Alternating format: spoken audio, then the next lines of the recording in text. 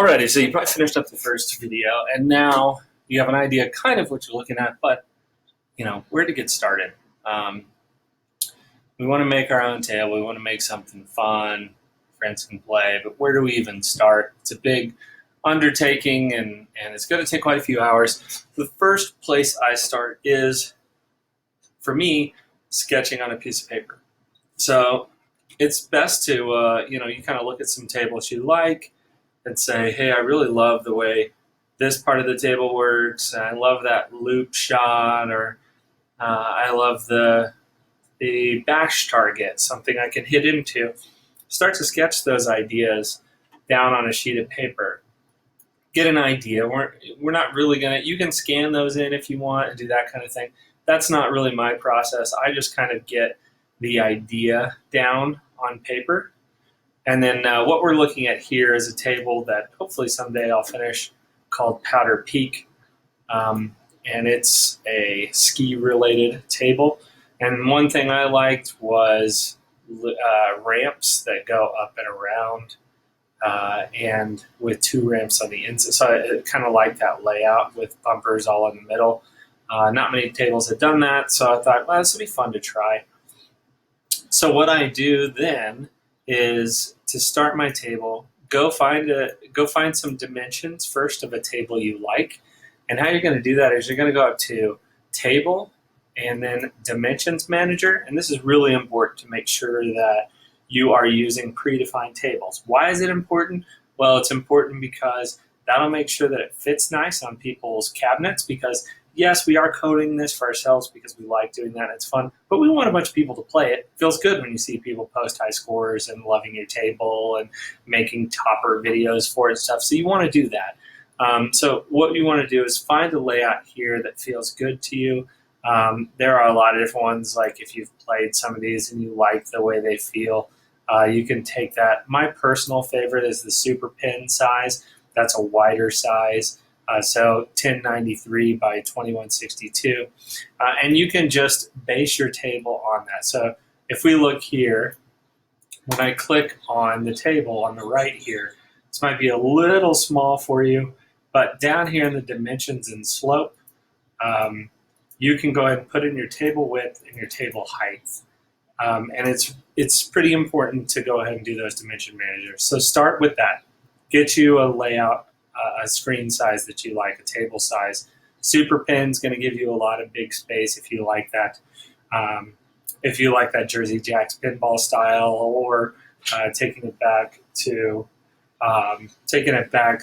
Star Wars Next Generation, or some of those, or Star Trek Next Generation, not Star Wars. Although who knows, maybe there'll be a Next Generation Star Wars. But that bigger kind of play field size.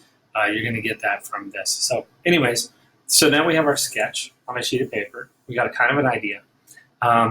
We've got the dimension manager set up, so we've got our dimensions. Now what I would do is I would go find what kind of flippers you like. So you can see here I'm using the double inner lane and the single outer lane. Again, this one, I really like Hobbit by Jersey Jacks Pinball. I like the way that you don't get a whole lot of drains from the side lane. It's a very friendly table in that standpoint. And so I wanted to make a table that kind of had that. So I made these based on a table that JP Salas had made. And he had one where one side had double lanes, so I just duplicated it. And to do that, you can just highlight the whole area you want, right-click on it, and you can copy, and then you can paste, and then you can flip X and Y. You can move your things around. But I went ahead and placed those down there. And then so what you'll do when you start building ramps, and we'll get into that in a later video. They're pretty easy if you just click on ramp and try to make one. The first thing you're going to want to do after your sketch, after figuring out the dimensions, is we're going to start testing our shots. So let me go ahead and show you what I mean by that, because a lot of people will go straight into design. So they'll just open up Photoshop, they'll start designing stuff, and you don't want to do that, because you'll get yourself in a place where you have a table that you don't like at all, but you've already designed for it. And so then you're kind of screwed, and you have all these shots that are no fun. So if we look at this table, what I have here, I'm going to be testing, okay, well, that bounced back pretty hard, but I'm okay with that. So I can start looking at how hard is it to shoot way out to the sides. Can I make those shots? Can I make my kickers that are way over there? They're right on the end of the flipper. Yep, I can. Can I make it up the center? Can we backhand things? So starting to try to figure out, are my shots actually fun and, worth playing? Does it do what I want? So that's kind of your first step after you draw what you want, is start to figure out, are these shots fun? Are they easy to hit? Does it play right? Does it feel right?